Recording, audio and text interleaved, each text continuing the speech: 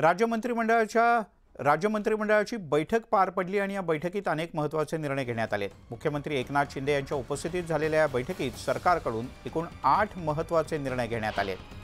विदर्भ आणि मराठवाड्यातील दूध उत्पादकांसाठी या बैठकीत महत्त्वाचा निर्णय झालाय। त्यानुसार विदर्भ आणि मराठवाड्यात दूध विकासाला गती देण्याकरता राज्य सरकारने 149 कोटी रुपयांचा निधी मंजूर केलाय।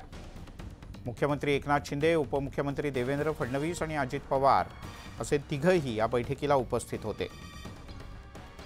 काय निर्णय झालेत मंत्रिमंडळाच्या बैठकीत त्यावर एक नजर टाकूयात।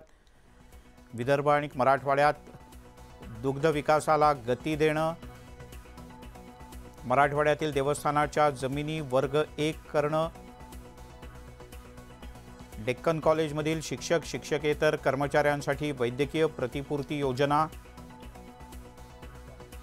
यंत्रमाग धारकांना वीज सवलतीसाठी नोंदणी अट मार्च 2025 पर्यंत शिथिल, शासकीय खाजगी आणि वैद्यकीय महाविद्यालयांच्या निवृत्त अध्यापकांना मानधन, 6000 किलोमीटरच्या रस्त्याचं काँक्रिटीकरण आणि 37,000 कोटी रुपयांच्या खर्चासाठी मान्यता। यासोबतच आणखीन काही महत्त्वाचे निर्णय झालेत। नगराध्यक्षांच्या संदर्भात मोठा निर्णय घेण्यात आलाय। त्याचा कालावधी जो आता 2.5 वर्ष करण्यात आला होता तो वाढवून पुन्हा एकदा 5 वर्ष करण्यात आलाय।